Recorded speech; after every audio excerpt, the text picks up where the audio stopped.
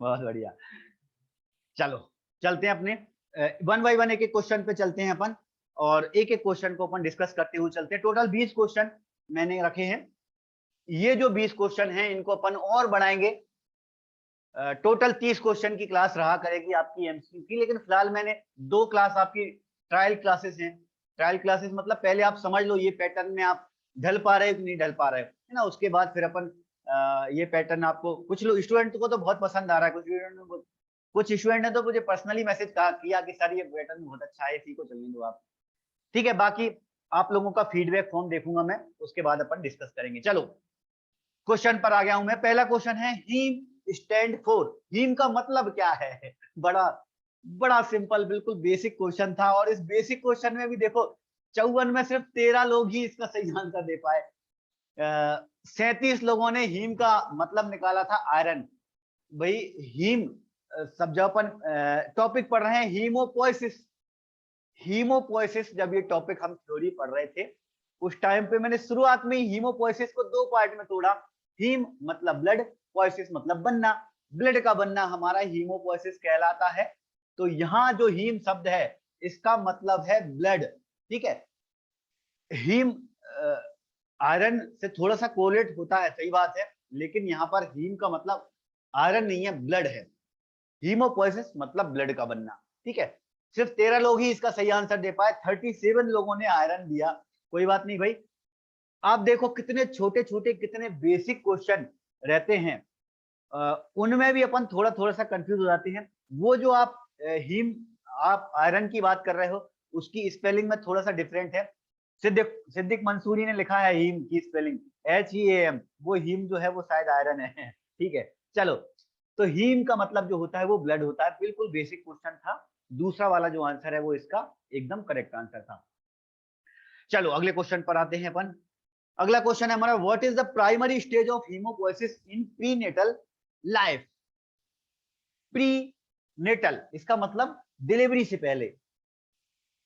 बच्चा जब बाहर आता है माँ के पेट से, उससे पहले की लाइफ में अगर बात करेंगे तो सबसे प्राइमरी स्टेज, सबसे पहला बनना कहां पर होगा शुरू?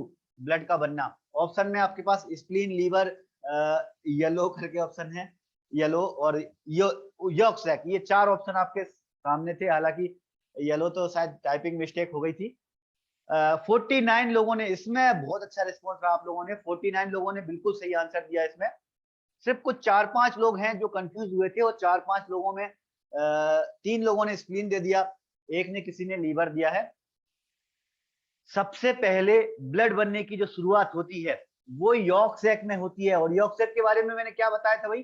भ्रूण जब बनता है, अपना बच्चा जब बनना शुरू होता है, तो उसके हाथ पैर तो होते नहीं है, बोन तो उसकी बनती नहीं है शुरुआत में 1-2 महीने में।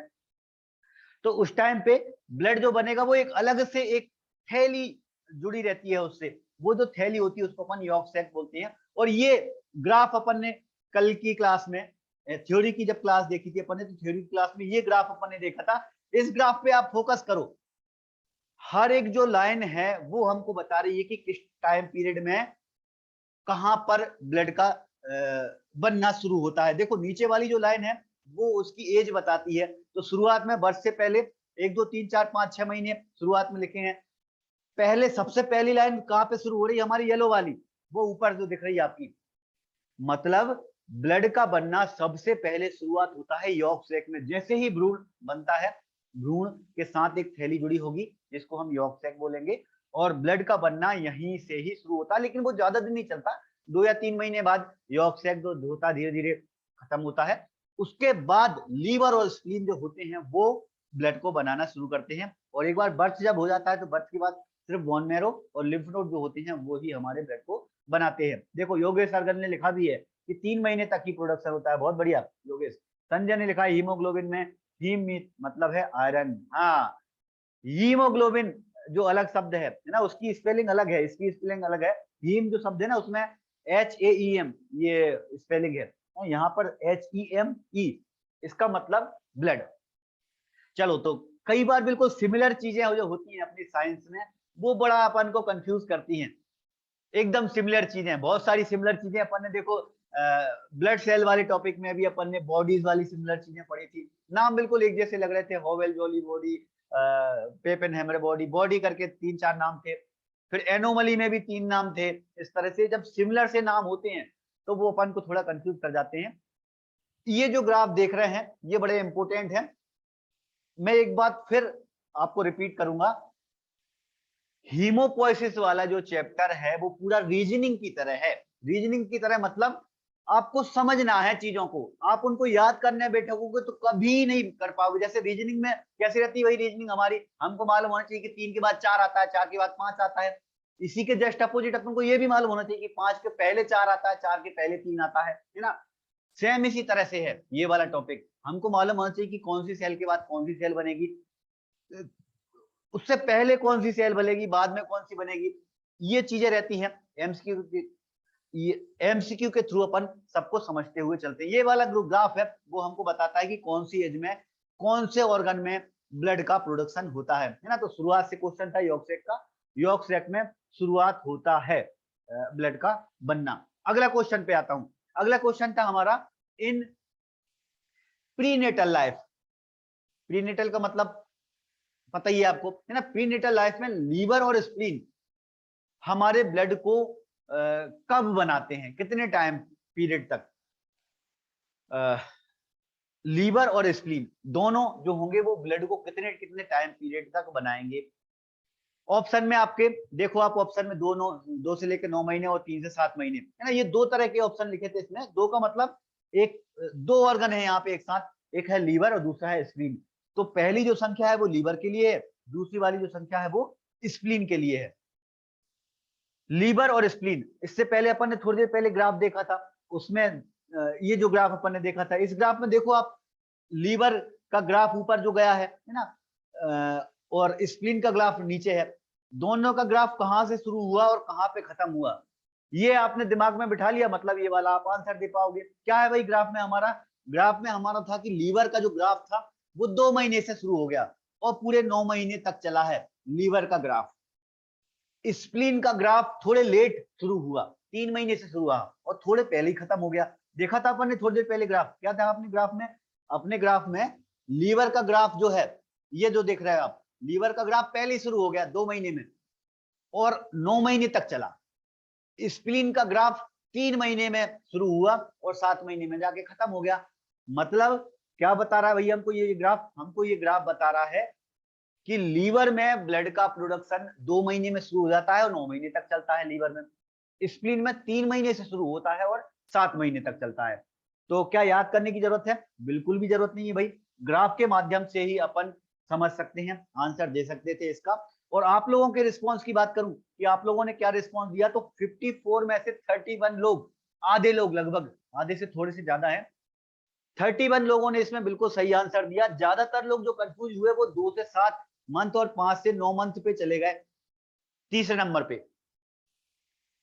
कैसे चले गए मैं समझ सकता हूं, 2 महीने और 7 महीने। आप लोगों ने जब ग्राफ, हो सकता है कुछ लोगों के दिमाग में ग्राफ बैठा होगा, लीवर का ग्राफ 2 से शुरू हुआ है, बिल्कुल हल्का हल्का शुरू होना शुरू हुआ 2 महीने से, 7 महीने तक भी कह सकते थे अपन। लेकिन पहली वाली जो संख्या थी वो तो कोरिलेट कर रही थी, तीसरे वाले आंसर की बात कर रहा हूं मैं, तीसरे वाले आंसर में पहली वाली अगर अपन डिजिट बोले तो हो सकता है लीवर में अपन उसको कोरिलेट कर दें कि 2 से 7 महीने तक होता है। लेकिन दूसरी वाली संख्या देखो आप, 5 से लेकर 9 महीने तक, स्प्लीन कभी भी 9 महीने तक ब्लड का प्रोडक्शन नहीं करेगा। क्यों? क्योंकि स्प्लीन एक ऐसा ऑर्गन है जो डिलीवरी के बाद आरबीसी को तोड़ने का काम करता है, बनाने का काम नहीं करता है ना। एक तो तोड़ने का काम करेगा, थोड़ा स्टोरेज का भी काम करेगा, लेकिन बनाना उसको पूरी तरह से बंद ही करना पड़ता है। इसलिए स्प्लीन में ब्लड का फॉर्मेशन जो होता है वो बहुत कम टाइम के लिए होता है। कितने कम टाइम के लिए? सिर्फ 3 से लेकर 7 महीने तक ही ना। तो ये जो रेंज दूसरे नंबर पे 5 और 9 महीने की लिखी थी, ये जस्ट अपोजिट हो गई। लीवर में थोड़े ज्यादा टाइम तक होता है ब्लड का प्रोडक्शन और स्प्लीन में ब्लड का प्रोडक्शन थोड़ा कम होता है ना। वैसे भी बहुत सारे लोगों ने सही दिया आंसर, लेकिन बहुत सारे लोग इसमें कंफ्यूज भी हुए। याद रखना है आपको, है ना, 2 से 9 महीने तक लीवर में ब्लड बनेगा और स्प्लीन में 3 से लेकर 7 महीने तक। सिद्दीक ने लिखा कि भाई ग्राफ में सर 1 महीने से ही शुरू हो गया था लीवर में, बिल्कुल सही सिद्दीक, सही बोल रहे हो तुम। 1 महीने से शुरू हो गया। 1 महीने से शुरू तो हो जाता है, थोड़ा थोड़ा बनना शुरू हो जाता है, लेकिन अब प्रोडक्शन देखो आप, यॉर्क सेक का जो ग्राफ है वो पहले ही महीने में खत्म नहीं हुआ, वो खत्म हुआ 2 या 3 महीने में। तो ज्यादातर जो पोर्शन है वो यॉर्क सेक में बनता है। कहां पर देखो, यॉर्क सेक और लीवर दोनों के ग्राफ जो कट हो रहे हैं वो कहां पे कट हो रहे हैं, 2 महीने पे आकर। मतलब यॉर्क सेक, अगर अपन ज्यादा पोर्शन की बात करें ना, देखो साइंस में कोई भी चीज जो है ना वो एक जगह कोरिलेट नहीं करती। अपनी जो मेडिकल साइंस है, मेडिकल साइंस में हमेशा ज्यादा जहां पर होता है पोर्शन उसको गिनती की जाती है। बिल्कुल सही कहा सिद्दीक ने मैसेज में कि 1 से शुरू हो गया है, लेकिन 1 से अपन नहीं मानेंगे। क्यों नहीं मानेंगे? क्योंकि उस टाइम पे पहला जो महीना है उस टाइम पे यॉर्क सेक में बहुत ज्यादा प्रोडक्शन होता है। तो ये 1 महीने में लीवर शुरुआत तो कर देता है लेकिन बहुत कम मात्रा में बनता है। तो अपन उसको मान के चलेंगे कि 2 महीने से लीवर में मेनली ब्लड बनना शुरू होगा और उस टाइम पर यॉर्क सेक जो होगा वो कम कर देगा। ठीक है भाई सिद्दीक, तो आप ये थोड़ा सा दिमाग में बिठा के चलो। 1 महीने, कभी क्वेश्चन में आंसर अगर 1 महीने से लिखा हो तब जरूर आप आंसर में 1 महीने कर सकते हो, है ना। अपन ये मान सकते हैं कि लीवर जो ब्लड का प्रोडक्शन करता है वो 1 महीने से लेकर 9 महीने तक कर सकता है। ठीक है, चलो अगले क्वेश्चन पर आते हैं अपन। अगला क्वेश्चन है हमारा, व्हाट इज एक्स्ट्रा मेडुलरी हीमोपोएसिस। देखो कुछ क्वेश्चन ऐसे बनते हैं इस वाले टॉपिक से जो आपको सिर्फ दिमाग लगाना है। आप थोड़ा सा दिमाग लगाएंगे, थोड़ी सी समझ दिखाएंगे, समझदारी दिखाएंगे तो उनके आंसर निकाल लेंगे। जैसे ये क्वेश्चन था, ये क्वेश्चन में क्या कह रहा है भाई, क्वेश्चन कह रहा है what is extra medullary haemopoiesis. Extra medullary मतलब मेडुला के बाहर, और मेडुला हम किसको बोलते हैं, बोन मैरो को। तो बोन मैरो से बाहर हीमोपोएसिस जो होगा उसे हम क्या बोलेंगे। ऑप्शन क्या थे भाई, पहला ऑप्शन लिखा था बोन मैरो के अंदर, तो बोन मैरो के अंदर एक्स्ट्रा नहीं होगा, वो तो फिर इंट्रा हो जाएगा, है ना। दूसरा लिखा था production of blood cells in organ other than bone marrow. बिल्कुल सही, ये लाइन बिल्कुल सही बैठ रही है। बोन मैरो को छोड़ दें तो बाकी के ऑर्गन से अगर ब्लड का प्रोडक्शन हो रहा है तो वो अपना एक्स्ट्रा मेडुलरी हीमोपोएसिस कहलाता है। एडल्ट पर्सन में एक्स्ट्रा मेडुलरी हीमोपोएसिस बहुत कम मात्रा में होता है। बहुत कम किसमें, सिर्फ लिम्फोसाइट में। क्यों? क्योंकि लिम्फोसाइट जो होती है वो थाइमस से भी बनती हैं। तो थाइमस से जो लिम्फोसाइट बन रही है उसको अपन क्या बोलेंगे कि वो अपना एक्स्ट्रा मेडुलरी हीमोपोएसिस है ना। तो फीटस में तो एक्स्ट्रा मेडुलरी होता है, लेकिन एडल्ट में बर्थ के बाद में एक्स्ट्रा मेडुलरी सिर्फ हमारी थाइमस ही होती है, और थोड़ी बहुत मात्रा में लिम्फ नोड जो होती है वो बना सकते हैं। तो दूसरा वाला जो आंसर था इस वाले क्वेश्चन में वो एकदम करेक्ट आंसर था। बोन मैरो से बाहर के जो ऑर्गन में अगर ब्लड बनेगा, और खासतौर पर थाइमस उसमें अपनी मेन ऑर्गन है, तो उसको अपन क्या कहेंगे कि वो हमारा एक्स्ट्रा मेडुलरी हीमोपोएसिस है।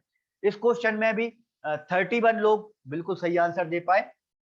ज्यादातर लोग जो कंफ्यूज हुए वो स्टार्टिंग पहला नंबर पे चले गए थे कि बोन मैरो में ही ब्लड सेल्स बनेंगी तो उसको अपन एक्स्ट्रा मेडुलरी कहेंगे। एक्स्ट्रा का मतलब होता है बाहर, ये आप थोड़ा सा अपने दिमाग में बिठाओ ना। एक्स्ट्रा मतलब बाहर, मेडुला से बाहर, और मेडुला से बाहर मतलब बोन मैरो से बाहर।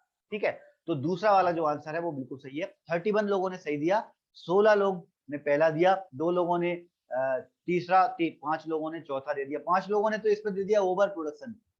ओवर प्रोडक्शन वो एक्स्ट्रा शब्द है ना, उससे थोड़ा लगा होगा कि एक्स्ट्रा प्रोडक्शन तो नहीं कर रहा। ऐसा कुछ नहीं है भाई, एक्स्ट्रा का मतलब बाहर, यहाँ पे एक्स्ट्रा का मतलब ओवर शब्द नहीं है, एक्स्ट्रा का मतलब बाहर। ठीक है, तो चौथे वाले में दूसरा आंसर जो था वो हमारा एकदम करेक्ट आंसर था। अगले क्वेश्चन पर आते हैं अपन, what is the size of pluripotential stem cell. हमारा जो प्लूरिपोटेंशियल स्टेम सेल होता है उसका साइज क्या होता है, ये मैंने नोट्स में इंक्लूड नहीं किया, हालांकि ये पॉइंट बहुत अच्छा पॉइंट है, इसको मैं नोट्स में इंक्लूड कर दूंगा। लेकिन मैंने डिस्कस जरूर किया था ना। एक स्टूडेंट ने मुझे क्लास चलते चलते बोला था कि सर क्या इनके सबके साइज हमको पढ़ना चाहिए, याद करना चाहिए। फिलहाल मुझे नाम तो याद नहीं है किसने बोला था ये। सबके साइज हैं, बिल्कुल सही। जिस स्टूडेंट ने क्वेश्चन किया था बहुत अच्छा क्वेश्चन था ये। जितने भी हमारे इमेचर सेल्स हैं, ब्लास्ट हैं, चाहे वो प्रोनार्मोब्लास्ट हैं, चाहे कोई भी, चाहे डब्ल्यूबीसी की चाहे हो, चाहे आरबीसी की हो, प्लेटलेट की हो, जितनी भी हमारी सेल हैं सबके एक लगभग लगभग एवरेज साइज होंगे। क्योंकि स्टेम सेल जो है वो सबसे बड़ी सेल है। बड़ी सेल के बाद वो कौन सी सेल बना रही है उसके हिसाब से उसके साइज चेंजेस होते रहते हैं। स्टेम जो सेल होती है उसका जो साइज होता है वो हमारा 20 से लेकर 25 माइक्रोएम का होता है। कल जब थ्योरी की क्लास में डिस्कस कर रहा था और मैंने एक चीज बोली थी, क्या बोली थी? आरबीसी का साइज 7 होता है, उससे लगभग 3 गुना होती है हमारी स्टेम सेल। 7 या 21 के आसपास है ना, 7.5 अपना आरबीसी है, उससे 3 गुना करेंगे तो अपना कितना निकलेगा? 22-23 के आसपास निकलेगा। तो लगभग 3 गुना, इसका मतलब स्टेम सेल से अगर आरबीसी बन रही है तो वो लगातार छोटी होती जाती है, छोटी होती जाती है, और इतनी छोटी हो जाती है कि वो लगभग 3 गुना छोटी हो जाती है आरबीसी में। डब्ल्यूबीसी की बात करेंगे तो डब्ल्यूबीसी में 3 गुना कम नहीं होती, लगभग आधे के आसपास पहुंचती। जैसे 20 है तो 20 से लगभग अपने 14-15 के आसपास न्यूट्रोफिल यूसनोफिल है, तो अपने आधे से थोड़ी और कम बचती है। मतलब साइज सब में अलग अलग चेंजेस होता रहेगा और सबका बिल्कुल अलग अलग साइज है। लेकिन इतना ज्यादा आप याद करने बैठोगे तो आप दिमाग में खिचड़ी कर लोगे। आप ज्यादा मत जाना उस टॉपिक पे, सबके साइज में आप मत जाना। एक तो मैच्योर सेल, दो जगह साइज बड़े इंपोर्टेंट हैं। एक मैच्योर सेल के बारे में हमने शुरुआत में ही जब हम ब्लड सेल्स का टॉपिक पढ़ रहे थे, जब अपन ने पढ़ा था आरबीसी 7.5 होती है, न्यूट्रोफिल 10 से 14 होती है, प्लेटलेट 1 से 4 माइक्रोमीटर होती है। तो जितनी भी हमारी मैच्योर ब्लड सेल्स हैं उनके साइज के बारे में तो आपको नॉलेज होना ही चाहिए।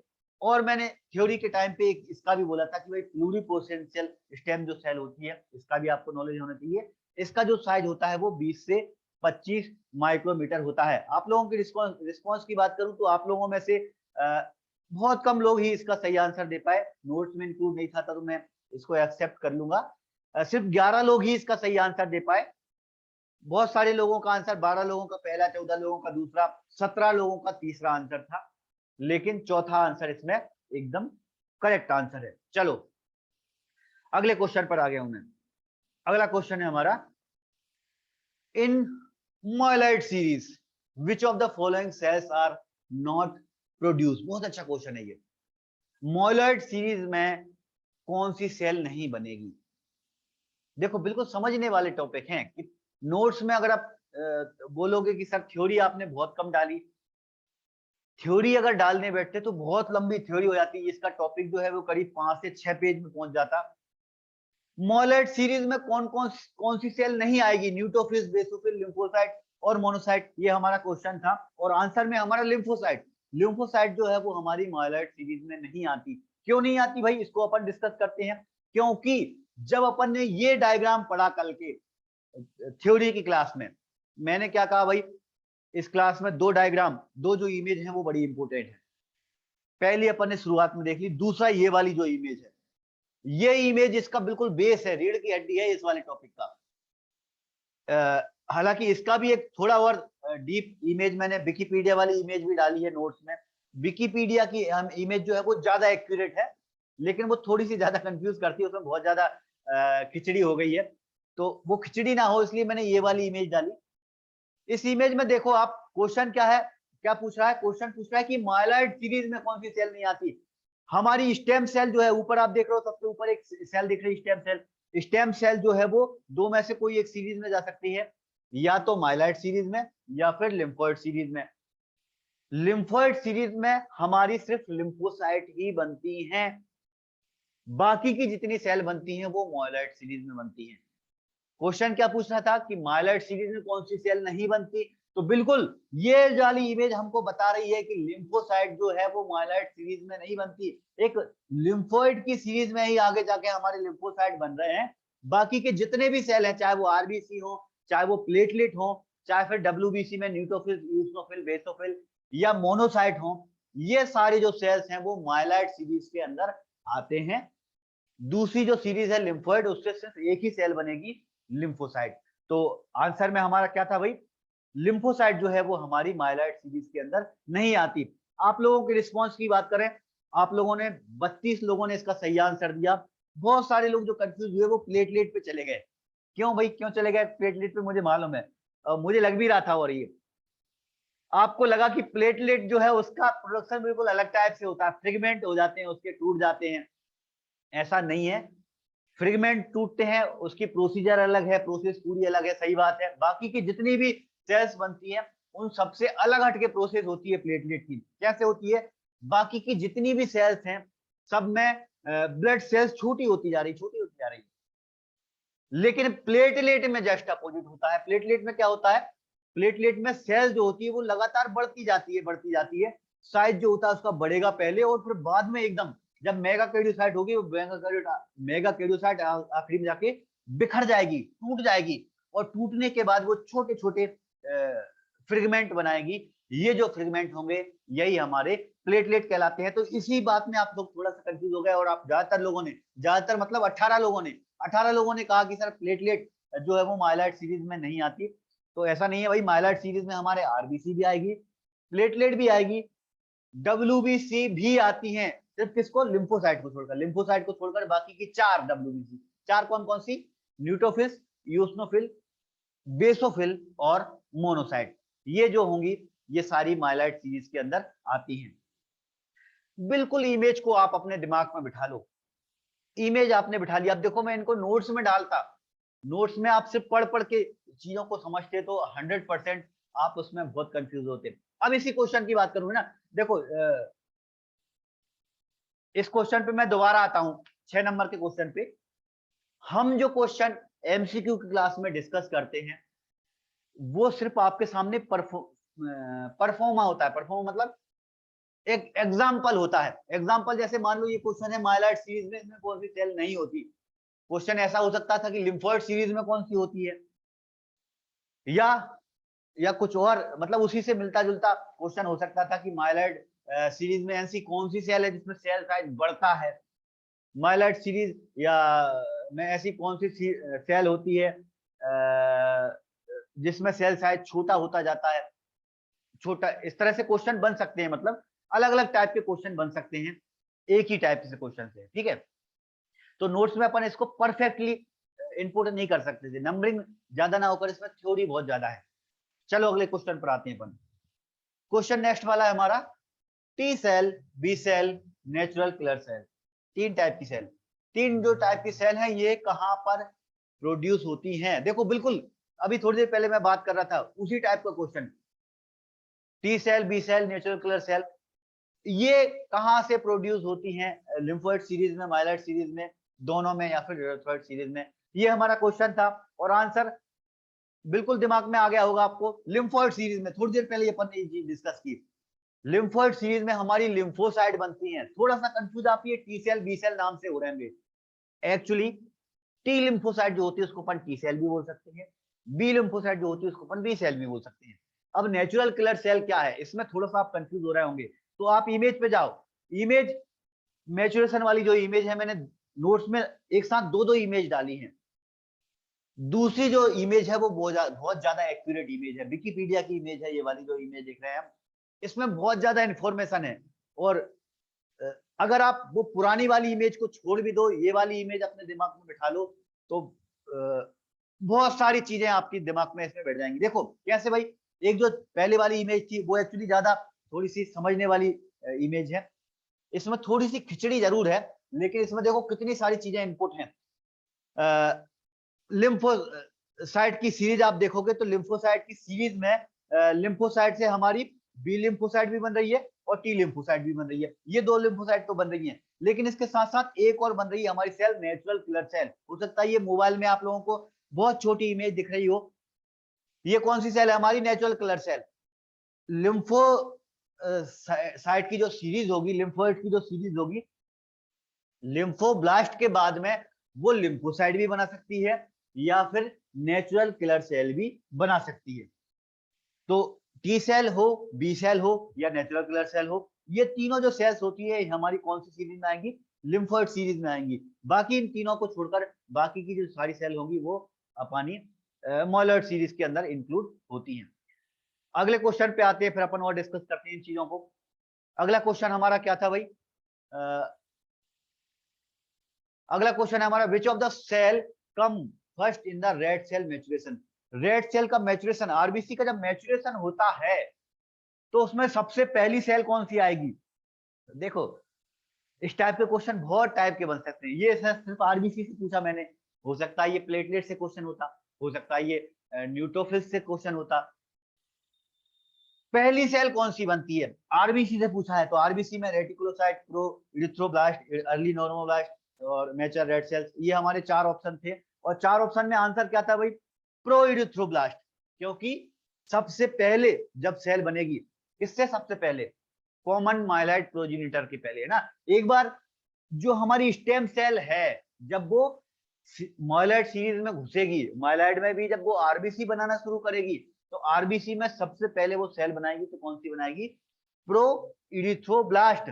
फिर दोबारा इमेज पे जाओ आप, इमेज ही इसमें बेस्ड है, इमेज को ही आपको बराबर देखना है, बार बार देखना है। इस इमेज को देखो आप, इस इमेज में पहली वाली लाइन पे फोकस करना आप, है ना, मेरा हाथ नहीं जाएगा वहां तक।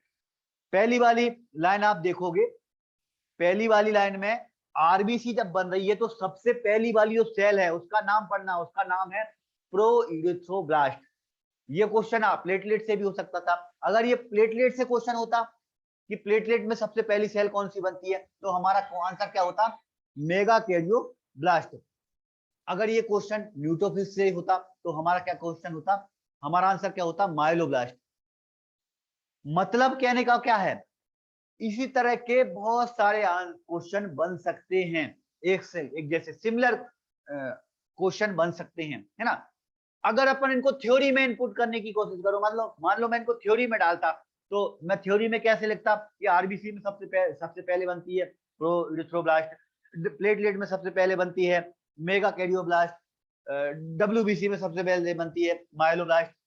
तो वो लाइन को आप पढ़ते तो आपके दिमाग में वो चीजें नहीं बैठती। वो इमेज अगर आपने दिमाग में बिठा ली तो 100%, अगर ये इमेज आपके दिमाग में होती तो 100% ये क्वेश्चन का आंसर आपके दिमाग में होता कि आरबीसी जब बनी थी तो आरबीसी में सबसे पहले जो सेल बनी वो हमारी कौन सी बनी? Pro erythroblast. आप लोगों के आंसर की बात कर रहे हैं तो 24 लोगों ने इसका सही आंसर दिया। बहुत लोग इसमें कंफ्यूज हुए और बहुत सारे लोग जो कंफ्यूज हुए उन्होंने आंसर दिया रेटिकुलोसाइट।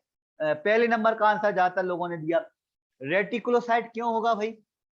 18 लोगों ने रेटिकुलोसाइट दे दिया इसका आंसर। रेटिकुलोसाइट तो बहुत बाद में बन रही है ना। इमेज पे जाओ आप, इमेज को देखो, इमेज तो आरबीसी से जस्ट पहले की स्टेज है रेटिकुलोसाइट। देखो इस क्वेश्चन में एक क्वेश्चन ऐसा भी बन सकता था, मान लो एग्जाम में क्वेश्चन आ जाए आरबीसी से पहले की स्टेज कौन सी होती है, तो फिर कौन सी होती है? हमारी रेटिकुलोसाइट। क्वेश्चन लेकिन क्या था? क्वेश्चन था कि आरबीसी में सबसे पहली स्टेज कौन सी होती है, तो सबसे पहली स्टेज कौन सी थी भाई इमेज में? हमारी प्रोइरिथ्रोब्लास्ट।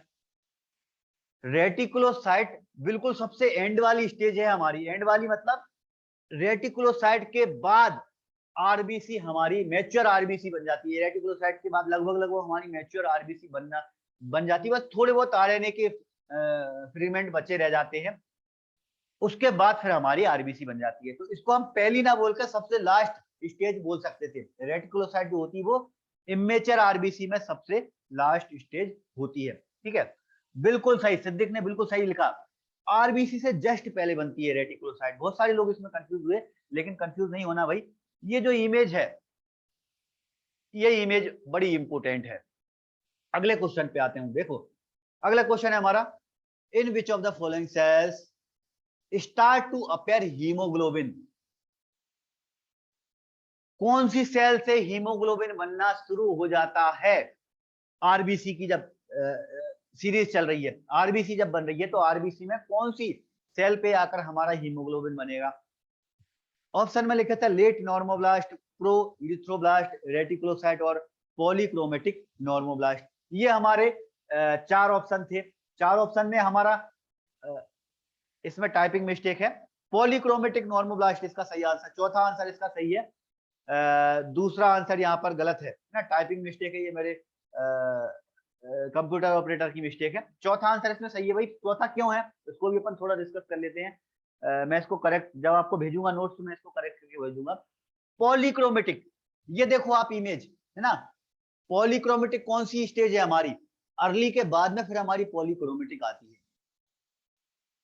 पॉलीक्रोमेटिक जो नाम है ना, वो इसलिए है क्योंकि उसमें अलग अलग कलर आने शुरू हो जाते हैं। आप आरबीसी की इमेज देखो, बाकी की जितनी इमेज है उसमें कलर में बहुत ज्यादा चेंजेस नहीं हो रहा। लेकिन आरबीसी की जब आप सीरीज देखोगे तो आरबी की सीरीज में बहुत ज्यादा कलर में चेंजेस आ रहा है। ऊपर जो है सेल वो एकदम नीली है, नीचे जो सेल है वो एकदम लाल है ना। आरबीसी का मतलब ही है रेड ब्लड सेल्स, लाल कलर की सेल्स है ये। तो उसमें कलर में चेंजेस आ रहा है, और उसमें कलर में बीच वाली जो सबसे बीच वाली स्टेज है उसमें वो जो सेल होती है उसमें दोनों टाइप के कलर हमको दिखते हैं, थोड़ा लाल भी दिखता है, थोड़ा नीला भी दिखता है। इस वजह से हम उसको पॉलीक्रोमेटिक बोलते हैं। अलग अलग कलर हमको दिखते हैं, नीला भी दिखेगा, लाल भी दिखेगा। और उसका रीजन क्या है? उसका रीजन ये है कि उस टाइम, वो जो टाइम है उस टाइम में हीमोग्लोबिन बनना शुरू हो जाता है। तो हीमोग्लोबिन बनने की वजह से सेल जो होगी वो कैसी, लाल पड़ने लगेगी, और न्यूक्लियस बचा रह जाता है। तो न्यूक्लियस होने की वजह से सेल जो है वो नीली दिखेगी। दोनों के कलर मिक्सअप होने की वजह से उसका जो कलर होगा वो पॉलीक्रोमेटिक होगा। मतलब हीमोग्लोबिन जो बनने की शुरुआत होगी वो हमारी पॉलीक्रोमेटिक इरिथ्रोब्लास्ट से शुरुआत होती है ना। ये अपन ने थ्योरी के टाइम पे डिस्कस किया था भाई। तो आंसर जो है वो हमारा कौन सा आंसर था? चौथा वाला आंसर है ना। हालांकि ये टाइपिंग मिस्टेक है तो नोट्स में बी नंबर का आंसर लिखा है। आप लोगों की बात करूं कि आप लोगों ने कितने लोगों ने सही दिया आंसर? 24 लोगों ने इसका सही आंसर दिया। बहुत सारे लोग कंफ्यूज हुए रेटिकुलोसाइट पर। रेटिकुलोसाइट में यहाँ पे शुरुआत हुई है बनने की शुरुआत हो गई थी हमारी पॉलीक्रोमेट से। रेटिकुलोसाइट तो बहुत बात की स्टेज है, उसमें तो लगभग लगभग हमारा हीमोग्लोबिन बन चुका होता है। तो थोड़ा बहुत आरएनए बचा रह जाता है, उसको अपन, आरएनए बचा रहता है तो वो आरएनए जो है वो जाले की तरह दिखता है। वो जाले को लैटिन भाषा में रेटिक बोलते हैं, इसीलिए उसका नाम रेटिकुलोसाइट है। अपनी जो मेडिकल साइंस है ना, मेडिकल साइंस में लैटिन शब्दों का बड़ा रोल है। कई चीजों के मीनिंग आपको मालूम है तो बहुत सारी चीजें आपको दिमाग में बैठी होंगी। देखो रेटिकुलोसाइट का मतलब भी है, रेटिकुलोसाइट का मतलब क्या है कि इसमें जब आरएनए बचे रह जाते हैं तो उसकी जब अपन स्टेनिंग करते हैं तो वो जो सेल्स होती है उसके अंदर अपन को ऐसा लगता है कि उसमें जाले हैं। अब जाले को लैटिन भाषा में रेटिक बोलते हैं, तो उसी के नाम पे इसका नाम रेटिकुलोसाइट है। तो वो आरएनए थोड़े से बचे रह जाते हैं, लेकिन हीमोग्लोबिन तो बहुत पहले से ही बनना शुरू हो जाता है उसमें। रेटिक के टाइम से रेटिकुलोसाइट में हीमोग्लोबिन लगभग पूरा पूरा बन चुका होता है ना। उसमें थोड़ा बहुत ही मॉडिफिकेशन बचा रह जाता है। तो चौथा वाला जो आंसर था वो इसमें बिल्कुल सही आंसर था। 24 लोगों ने सही दिया, 23 लोगों ने तीसरा आंसर दिया था। बाकी कुछ लोग थे वो पहले दूसरे पे गए थे तो वो थोड़ा सा कंफ्यूज हो गए। आवाज नहीं आ रही है, एक हर्षित का मैसेज आया है। बाकी के लोग बताएं क्या मेरी आवाज आ रही है?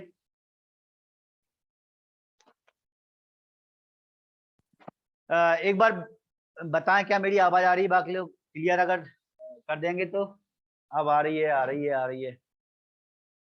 चलो ओके भाई, बहुत सारे लोगों के मैसेज आ रहे हैं कि आ रही है, क्लियर है। तो हर्षित सर कट कट के आ रही है, रजनी मालवीय ने कहा। रजनी मेरे यहाँ से वैसे तो इश्यू नहीं है, बहुत अच्छा नेटवर्क भी है, सब कुछ है। चलो देखो ज्यादातर लोगों ने क्लियर कहा है, मतलब मेरे यहाँ से कोई इशू नहीं है ना। आप थोड़ा सा डाटा बचा के रखा करो, पहली चीज। दूसरी चीज, फिर भी अगर ऐसा होता है कि आवाज कट कट के आ रही है तो एक बार मीटिंग को लेफ्ट करके जल्दी से ज्वाइन कर लिया करो, दूसरा ऑप्शन। तीसरा ऑप्शन, कुछ स्टूडेंट ये भी बोलते हैं कि सर आवाज में कभी प्रॉब्लम होती तो हम मोबाइल को थोड़ा बहुत हिलाते तो आवाज सही आने लगती है। तो अगर ऐसा है तो आप भी एक बार ट्राई करके देख लिया करो। बाकी थोड़ा सा नेट बचा के रखा करो आप शाम तक। चलो अगले क्वेश्चन पर आते हैं अपन। 10वां नंबर का क्वेश्चन था हमारा, which of the cells is non nucleated in red cell maturation. जब आरबीसी का मैच्यूरेशन होता है तो उसमें से कौन सी जो सेल होती है वो नॉन न्यूक्लिएटेड, नॉन न्यूक्लिएटेड मतलब उसमें न्यूक्लियस नहीं होता। हमारी जो मैच्योर आरबीसी होती है, आरबीसी में न्यूक्लियस नहीं होता, ये तो अपन को मालूम है। लेकिन आरबीसी से पहले की जो स्टेज है उनमें कौन सी ऐसी स्टेज है जिसमें न्यूक्लियस नहीं होगा, ये आपको बताना था। ऑप्शन में देखो आप, इरिथ्रोब्लास्ट, रेटिकुलोसाइट, प्रो इरिथ्रोब्लास्ट और अर्ली नॉर्मोब्लास्ट। ये चार ऑप्शन आपके सामने थे और इन चारों ऑप्शन में से सही जो आंसर था वो रेटिकुलोसाइट। रेटिकुलोसाइट में न्यूक्लियस नहीं होता। क्यों भाई, क्यों नहीं होता? देखते हैं अपन, एक बार फिर इमेज पे चलते हैं। इमेज ही है जो कुछ है इस टॉपिक में। इस इमेज को अपने दिमाग में बिठा लिया तो आप हर क्वेश्चन दे पाओगे, आंसर दे पाओगे। फिर तो इमेज पे चले गए, हर क्वेश्चन में इमेज की जरूरत पड़ रही है अपन को। फिर से जाओ आप पहली वाली सीरीज में। पहली वाली सीरीज में आप देखोगे रेटिकुलोसाइट से पहले की जो स्टेज है, क्या नाम है उसका? ऑर्थोक्रोमेटिक इरिथ्रोब्लास्ट। ऑर्थोक्रोमेटिक इरिथ्रोब्लास्ट में जो न्यूक्लियस जो थोड़ा बहुत बचा रह जाता है वो आरबीसी से बाहर निकल जाता है।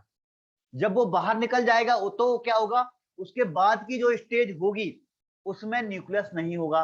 इसका क्या मतलब है? इसका मतलब ये है कि रेटिकुलोसाइट से ऊपर की जितनी भी स्टेज हैं उनमें सब में थोड़ा बहुत न्यूक्लियस है। थोड़ा बहुत कम जरूर हो रहा था, है ना, ऊपर से जैसे जैसे मैच्योरेशन हो रहा था, तो मैच्योरेशन होते टाइम पर आरबीसी जैसे जैसे बनती जा रही थी उसका न्यूक्लियस भी थोड़ा छोटा होता जा रहा था, छोटा होता जा रहा था, लेकिन वो सेल्स के अंदर था। लेकिन ऑर्थोक्रोमेटिक, ऑर्थोक्रोमेटिक कौन सी? रेटिकुलोसाइट से जस्ट पहले वाली स्टेज। रेटिकुलोसाइट से जस्ट पहले वाली स्टेज में क्या होता है कि जो थोड़ा बहुत न्यूक्लियस होता है वो सेल से बाहर निकल जाता है।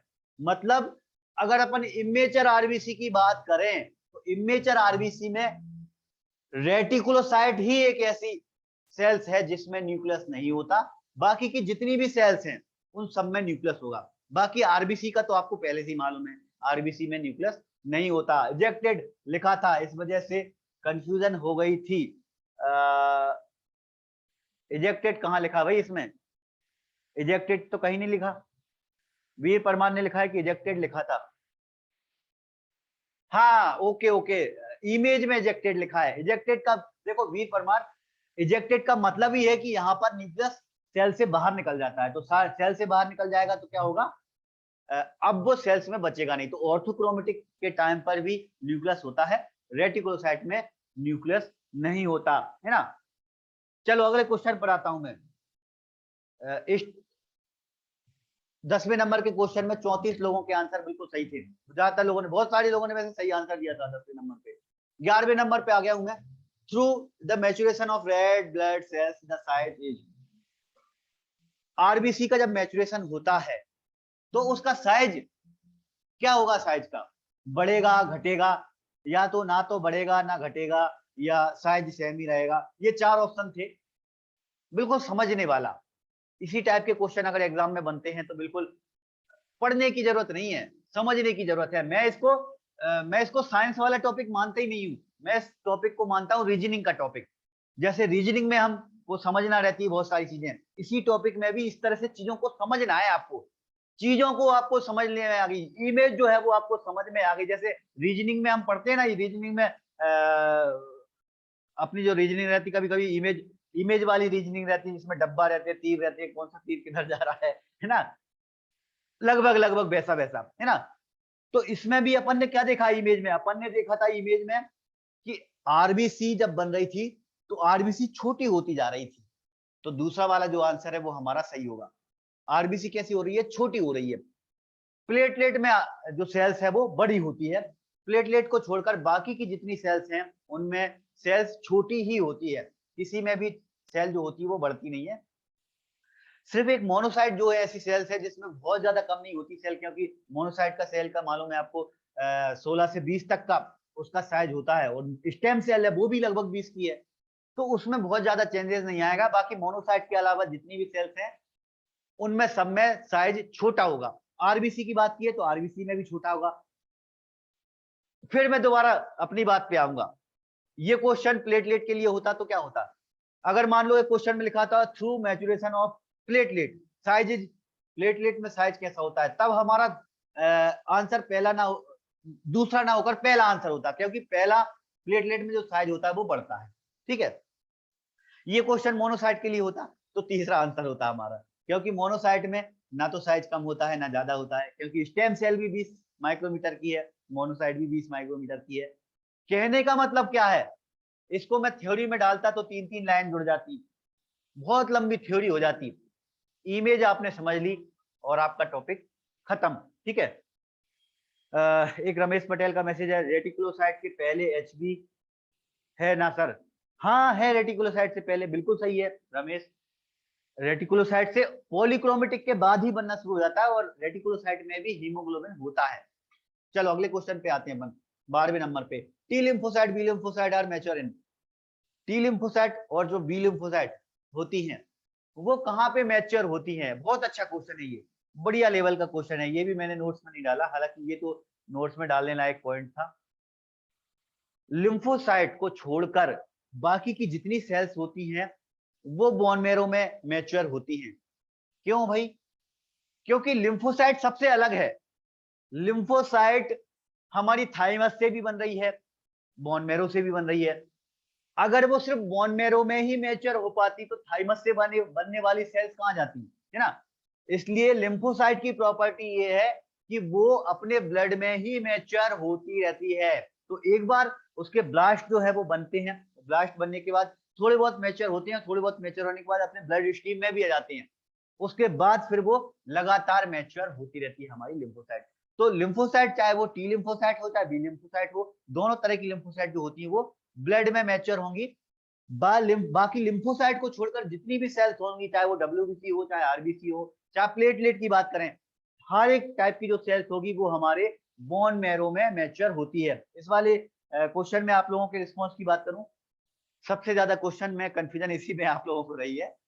सिर्फ 8 लोगों ने इसका सही आंसर दिया, 33 लोगों ने बोन मैरो कहा। तो थोड़े से कंफ्यूज हो गए थे आप लोग।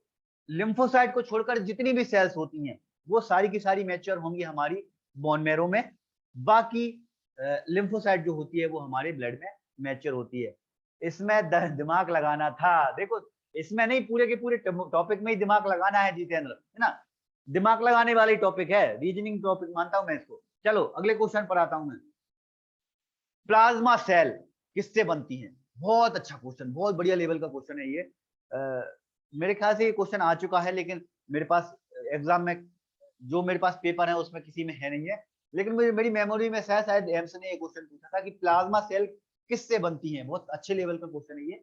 प्लाज्मा सेल मोनोसाइट से बनती है, न्यूट्रोफिल से बनती है, बी सेल से या टी सेल से, ये हमारा क्वेश्चन है। और क्वेश्चन का अगर आंसर देखें तो आंसर हमारा B cell, B lymphocyte. Bone marrow से निकलने वाली जो लिम्फोसाइट होती हैं वो आगे चल के प्लाज्मा सेल बना लेती हैं। ये हमारा सही आंसर है। इसमें भी मैं इमेज का ही दे लूंगा, है ना? ये देखो दो इमेज हैं, दो में से बाद में जो इमेज मैंने डाली है ये विकिपीडिया वाली इमेज है।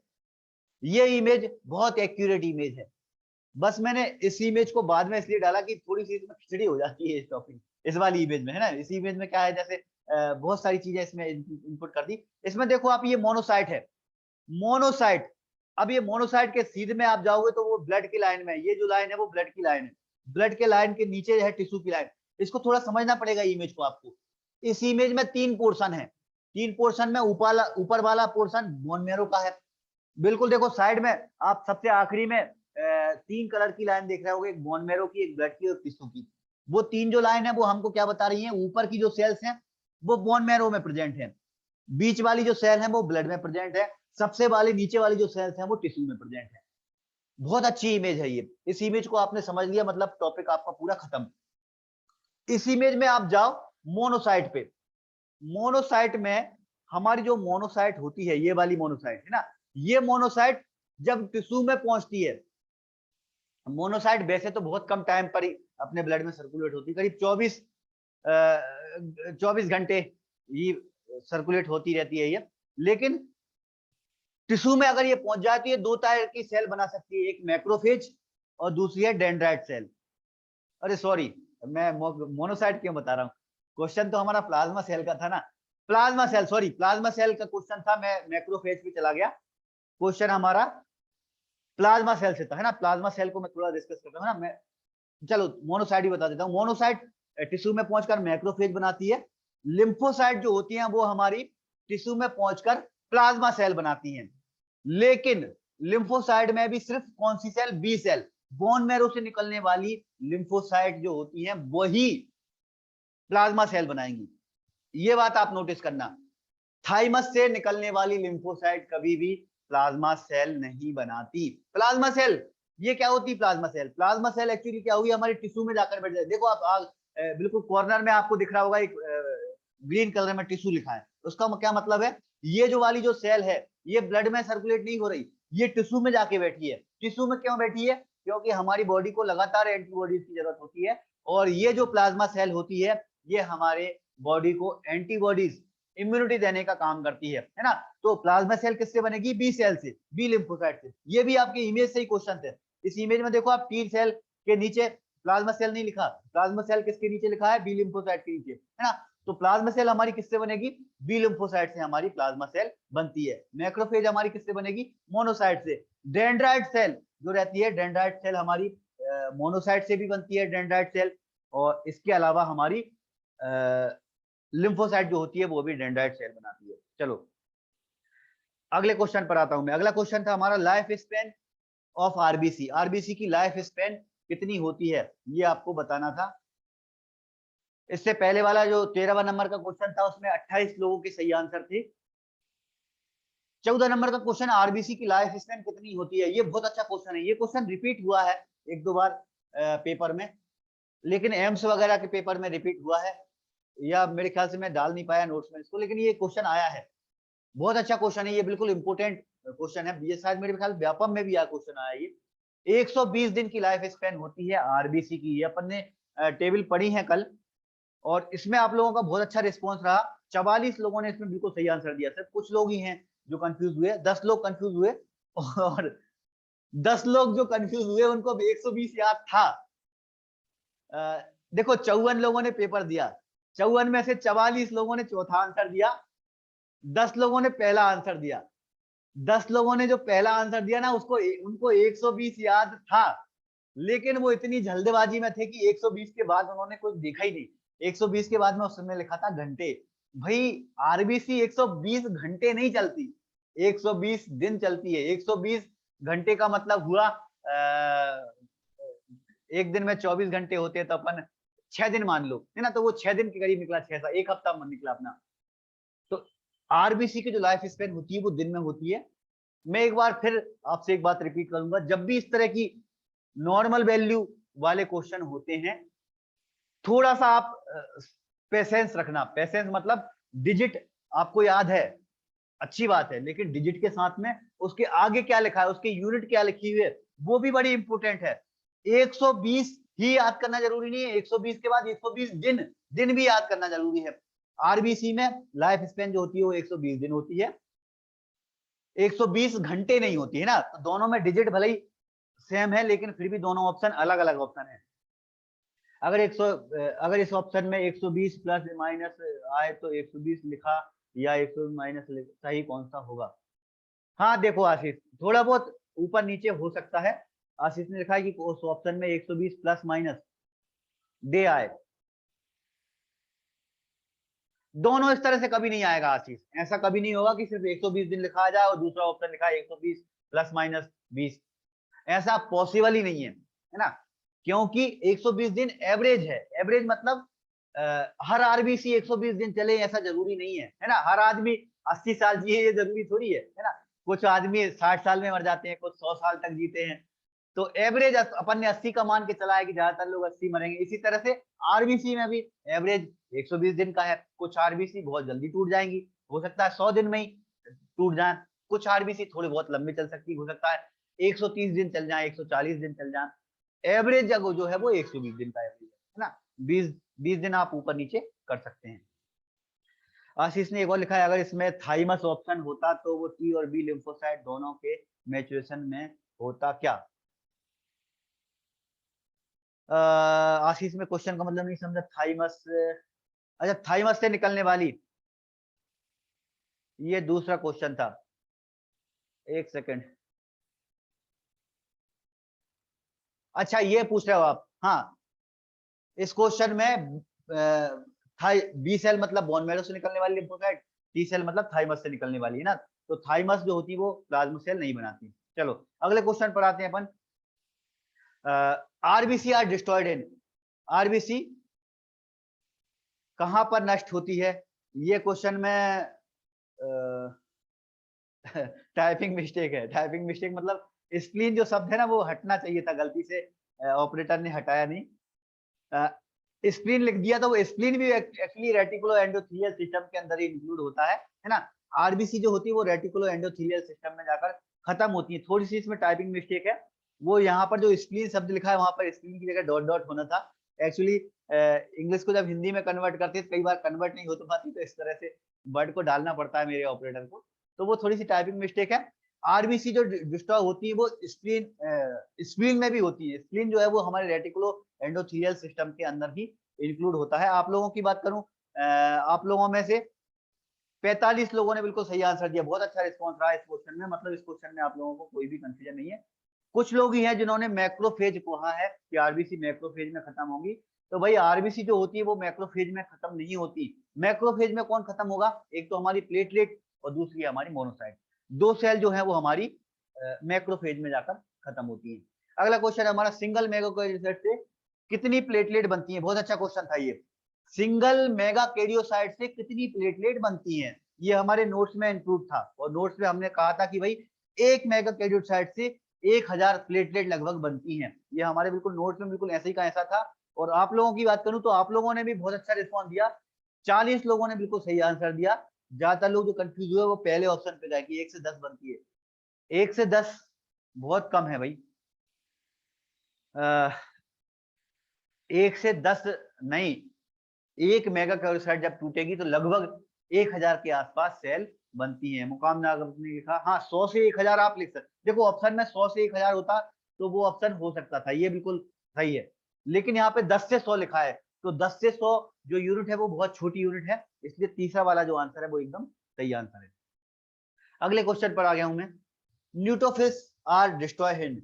न्यूट्रोफिल्स कहां पर डिस्ट्रॉय होते हैं? ये हमारा क्वेश्चन था। रेटिकुलो एंडोथेलियल सिस्टम, एक्स्ट्रावास्कुलर या रेस्पिरेटरी या लीवर स्प्लीन। न्यूट्रोफिल कहां पर खत्म होंगे? पढ़ा था अपन ने, कहां पढ़ा था अपन ने पढ़ा था कि न्यूट्रोफिल जो होते हैं वो हमारे एक्स्ट्रावास्कुलर सिस्टम में खत्म होते हैं। ये टेबल पढ़ी थी ना भाई अपन ने कल के थ्योरी की क्लास में। टेबल में अपन ने देखो कौन सी सेल कहां पर जाके खत्म हो रही है अपन ने पढ़ी थी। इस टेबल को आप रिवाइज करो, बड़ी इंपॉर्टेंट है ये। आरबीसी जो होते हैं वो हमारे रेटिकुलो एंडोथेलियल सिस्टम में खत्म होते हैं। रेटिकुलो एंडोथेलियम सिस्टम, इसका क्या मतलब है? इसमें हमारा स्प्लीन भी आ जाएगा, सारे लिम्फ नोड आ जाएंगे, और लीवर भी हमारा रेटिकुलो एंडोथेलियल सिस्टम के अंदर इंक्लूड होता है ना। प्लेटलेट जो होते हैं वो मैक्रोफेज में खत्म होते हैं। मोनोसाइट जो होते हैं वो भी मैक्रोफेज बना लेते हैं। दोनों जो सेल्स होती है वो मैक्रोफेज में खत्म होंगी। लिम्फोसाइट जो होते हैं वो लिम्फोनोड में जाकर खत्म होती हैं। बाकी ग्रेनुलोसाइट, ग्रेन्युलोसाइट में हमारी 3 सेल आती हैं, न्यूट्रोफिल्स, यूसिनोफिल और बेसोफिल। ये तीनों जो सेल होती हैं वो एक्स्ट्रावस्कुलर टिश्यू में जाकर खत्म होंगी। एक्स्ट्रावस्कुलर टिश्यू क्या होते हैं? हमारी ब्लड वेसल्स के साथ में लगे हुए जो टिश्यू हैं, खास तौर पर हमारे जो इंटेस्टाइन है, इंटेस्टाइन उसमें सबसे अच्छा वाला एक्स्ट्रावस्कुलर टिश्यू होता है। तो अपन ये मान के चल सकते हैं हमारे जो ग्रेन्युलोसाइट न्यूट्रोफिल्स जो होंगे वो हमारे इंटेस्टाइन में जाकर खत्म होती हैं। मतलब ब्लड वेसल से बाहर निकलेंगे और उनके बाहर जो भी टिश्यू होगा उनमें जाकर वो खत्म हो जाएंगे, है ना। ये टेबल जो है ये भी बड़ी इंपॉर्टेंट है। इसमें दो चीजें हैं, एक लाइफ स्पेन और दूसरा कहाँ खत्म हो रही है। ये आप टेबल को याद रख लेना। अगला क्वेश्चन क्या था भाई हमारा? पुराने क्वेश्चन का आप लोगों का रिस्पॉन्स नहीं बताया मैंने। पुराने 17 नंबर के क्वेश्चन में 27 लोगों ने सही आंसर दिया था। बहुत सारे लोग कंफ्यूज हुए लीवर और स्प्लीन पे। लीवर और स्प्लीन में हमारे आरबीसी खत्म होती है, न्यूट्रोफिल जो होती है वो हमारे एक्स्ट्रावास्कुलर सिस्टम में जाकर खत्म होंगी। अगले क्वेश्चन है हमारा रेशो, टी सेल और बी सेल, इन दोनों का रेशो क्या होता है? ये हमारा क्वेश्चन था, नोट्स में इंक्लूड किया था मैंने। क्या इंक्लूड किया था नोट्स में? नोट्स में मैंने कहा था कि भाई टी सेल और बी सेल दोनों में जो रेशो होता है वो 70-30 का रेशो होता है। मतलब थाइमस से निकलने वाली लिम्फोसाइट ज्यादा होती हैं, बोन मैरो से निकलने वाली लिम्फोसाइट कम होती हैं। यही एक रीजन है कि बुजुर्ग लोग जो रहते हैं उनकी इम्यूनिटी कमजोर हो जाती है। बुजुर्ग लोग बीमार क्यों पड़ते हैं ज्यादा? क्योंकि उनमें थाइमस ग्लैंड खत्म हो जाती है। थाइमस ग्लैंड खत्म मतलब उनके लिम्फोसाइट बनना कम हो जाते हैं। क्योंकि लिम्फोसाइट का ज्यादातर पोर्शन, कितना पोर्शन? 70%। 70% जो होगा वो थाइमस से बनेगा। बोन मैरो से सिर्फ 30% लिम्फोसाइट ही बनती हैं। दोनों के रेशो की बात करें तो 70:30 रेशो दोनों सेल के अंदर होता है। नोट्स के अंदर अपन ने इंक्लूड किया था ये, और बहुत बढ़िया रिस्पॉन्स रहा आप लोगों का इसमें। 54 में से 46 लोगों ने बिल्कुल सही आंसर दिया। इसका मतलब बहुत बढ़िया, ये चीज आपको याद थी। मतलब नोट्स में अगर मैं पॉइंट्स डालता हूं तो वो आप लोग पढ़ के सही आंसर देते हो। अगले क्वेश्चन था हमारा मैक्रोफेज। ये जो क्वेश्चन है, ये क्वेश्चन के 2-3 टाइप हैं। मैक्रोफेज किसका पुराना फॉर्म है? मैक्रोफेज किससे बनती है? या कौन सी सेल डेवलप होती है मैक्रोफेज में? इस तरह से क्वेश्चन बन सकते हैं। मैक्रोफेज किसका पुराना फॉर्म है, इसका मतलब क्या हुआ कि वो किससे बनती है ना। जिस तरह से अपन ने थोड़ी देर पहले एक क्वेश्चन पढ़ा था कि प्लाज्मा सेल किससे बनती है, तो प्लाज्मा सेल का ये क्वेश्चन भी हो सकता है कि प्लाज्मा सेल किसका पुराना फॉर्म है, ये इस तरह से ना। तो मैक्रोफेज जब अपन ने इमेज देखी तो मैक्रोफेज में अपन ने थोड़ी देर पहले भी डिस्कस किया था, मोनोसाइट जो होती है वो मैक्रोफेज बना लेती है ना। इमेज भी अपन देखें, इमेज अपन ने देखी थी ना, ये इमेज बड़ी इंपॉर्टेंट इमेज है ना। इसमें मोनोसाइट मोनोसाइट जो होती है वो मैक्रोफेज बना लेती है। ये बात प्लेटलेट पे भी लागू होती है, लेकिन प्लेटलेट बहुत छोटी सेल होती है, तो वो एक्चुअली बनाने की जगह वो खत्म हो जाती है मैक्रोफेज में जाकर, है ना। मतलब मोनोसाइट ने जो मैक्रोफेज बनाई है, प्लेटलेट उनमें जाकर फंस जाएंगे और फंस जाकर वो डिस्ट्रॉय हो जाती है, ठीक है। तो अपन मोनोसाइट को मेन सेल मानते हैं कि वो मेन सेल जो होती है वो अपनी मैक्रोफेज बनाती है। इसलिए मैं इस क्वेश्चन में आप लोगों की रिस्पॉन्स की बात करूं तो 29 लोगों ने सही आंसर दिया था मैक्रोफेज वाले क्वेश्चन में। ज्यादातर लोग जो कंफ्यूज हुए थे वो लिम्फोसाइट में हुए थे।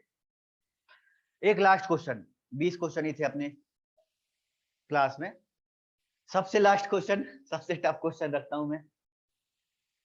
कितना टाइम लगता है हमारे स्टेम सेल से रेटिकुलोसाइट बनने में? देखो ये वाला जो टॉपिक है ना, इसमें बहुत सारी चीजें हैं जो अपन को छोड़ना पड़ी, और छोड़ देना आप। अगर आप सारी चीजों को इंक्लूड करने की कोशिश करोगे तो दिमाग खिचड़ी बना लोगे आप। बहुत कम क्वेश्चन आते हैं, जो क्वेश्चन आते हैं वो एकदम बेसिक क्वेश्चन आते हैं। फिर मैं दोबारा बात करूंगा, हर एक जो सेल्स है इमेच्योर सेल्स, उसका साइज भी है।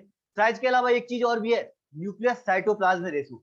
मतलब न्यूक्लियस और साइटोप्लाज्म दोनों का रेशो कितना होगा। स्टेम सेल की बात करें तो दोनों में न्यूक्लियस और साइटोप्लाज्म दोनों जो होते हैं वो बराबर होते हैं, 1:1 का रेशो होता है दोनों में। जितना साइटोप्लाज्म उतना ही न्यूक्लियस, ये हमारे स्टेम सेल में होता है। फिर उनमें जो रेशो है वो अलग अलग होता जाता है ना। हर एक सेल का रेशो सेल्स के हिसाब से डिफरेंस होता जाएगा, क्योंकि न्यूट्रोफिल्स में न्यूक्लियस अलग है, उसमें 3 से लेकर 7 तक लोब है। मोनोसाइट का न्यूक्लियस बड़ा है तो उसका रेशो अलग है। यूसनोफिल का रेशो अलग है क्योंकि उसमें बाइलोब है। मोनोसाइट का अलग है। हर एक जो सेल्स है उसमें न्यूक्लियस और साइटोप्लाज्म दोनों का रेशो अलग अलग है। स्टेम सेल में 1:1 का रेशो होता है। न्यूट्रोफिल्स बाकी जो सेल्स की बात करें तो उनमें फिर रेशो चेंजेस होता रहता है। ये एक भी मतलब मैं थोड़ा समझा रहा हूँ, इस तरह की चीजें और हैं इस टॉपिक में। साइज भी है। एक ये क्वेश्चन देखो आप, कितना टाइम लग जाता है, ये थोड़ा अच्छे लेवल का मैंने क्वेश्चन डाल दिया। बाकी डीप वाले क्वेश्चन की बात करें तो इस टॉपिक में बहुत सारे क्वेश्चन ऐसे हैं जो डीप वाले बन सकते थे। मेरी गाइडेंस है कि आप बहुत ज्यादा डीप में मत जाना। कितना टाइम लग जाता है स्टेम सेल से रेटिकुलोसाइट बनने में, और रेटिकुलोसाइट बनने में लगभग 7 दिन लग जाते हैं। 2 दिन लगते हैं रेटिकुलोसाइट से आरबीसी बनने में। अगर ये क्वेश्चन ऐसा होता कि स्टेम सेल से आरबीसी बनने में कितने दिन लगते हैं, तो टोटल 9 दिन लगते। रेटिकुलोसाइट तक बनने में 7 दिन लगते हैं। इसी तरह से प्लेटलेट का भी टाइम है, इसी तरह से न्यूट्रोफिल्स का भी टाइम है, इसी तरह से लिम्फोसाइट का भी टाइम है।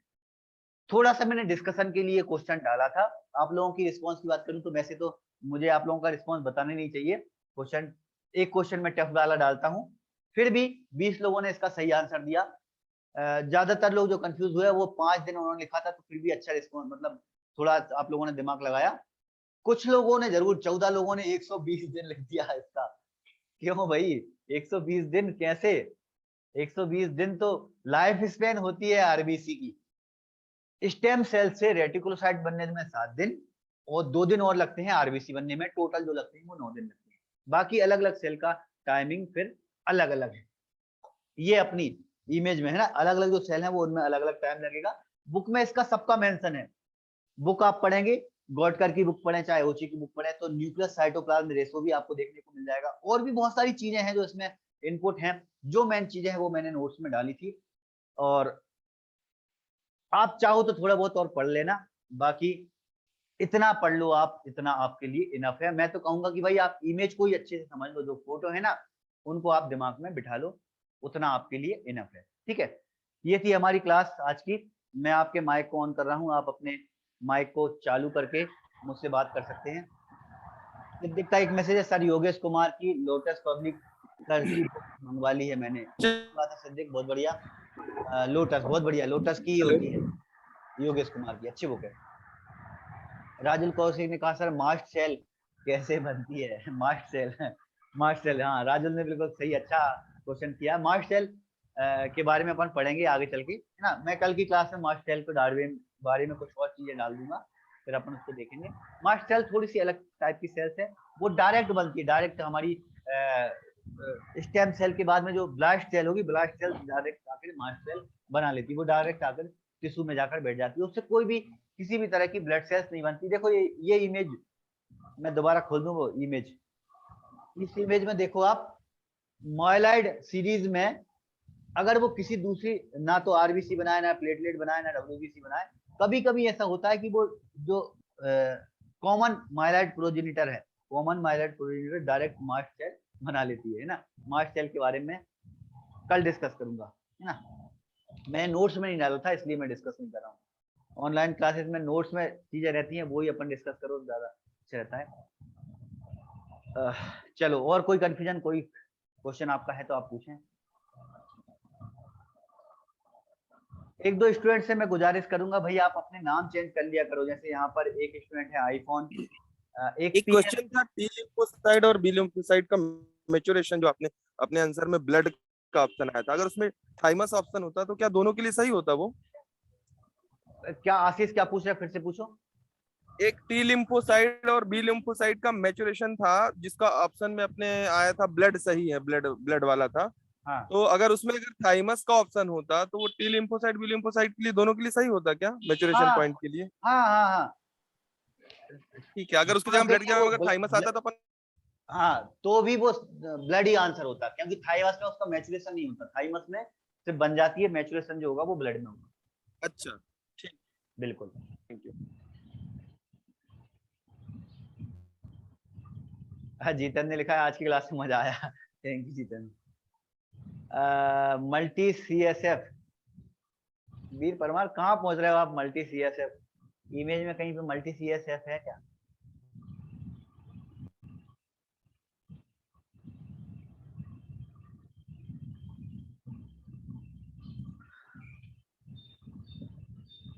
मल्टी सी एस एफ मैंने देखो, इसमें बहुत सारी चीजें हैं, colony forming unit, C F U, G M वगैरह, ये सी एस एफ। अरे वो सी एस एफ लिखा है ना, सी एस एफ कहाँ लिखा है भाई? एक मिनट, इमेज में कहाँ सी एस एफ दिख रहा है? मुझे तो कहीं सी एस एफ नहीं दिख रहा।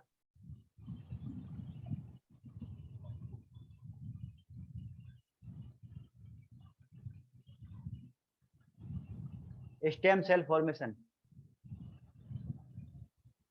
सी एस एफ कहीं लिखा है इसमें इमेज में? छोड़ो, आप मत मत पढ़ो सी एस एफ के चक्कर में, ना सी एस एफ को आप सेरेब्रल स्पाइनल फ्लूइड की पढ़ो, ठीक है। चलो, तो अब कोई कंफ्यूजन, कोई डाउट है क्या आप लोगों को? तो आप बताएं, अदरवाइज अपनी क्लास ओवर हो रही है। आज क्वेश्चन मैंने कम रखे थे, अपन क्वेश्चन को बढ़ाएंगे, 30 क्वेश्चन में एमसीक्यू की क्लास में रखा करूंगा। पहले मैं आप लोगों से फीडबैक फॉर्म दूंगा। फीडबैक फॉर्म आपको कल मॉर्निंग में सुबह 7 बजे, सुबह 7 बजे आपके पास फीडबैक फॉर्म आएगा। आप शाम को 7 बजे तक फीडबैक फॉर्म बनना। आपके फीडबैक फॉर्म के हिसाब से फिर अपन क्लास को आगे कंटिन्यू करेंगे। चलो, स्टेम सेल किस चीज से बनती है? ब्रजेन लिख रहा है स्टेम सेल किस चीज से बनती है। ब्रजेन, बोन मैरो में स्टेम सेल बनती है, तो वो स्टेम सेल किस चीज से बनेगी? हमारी बोन मैरो से बनेगी। उसके लिए कोई अलग से कोई और दूसरी चीज नहीं है ना, वो सबसे पहली सेल हुआ हमारी स्टेम सेल।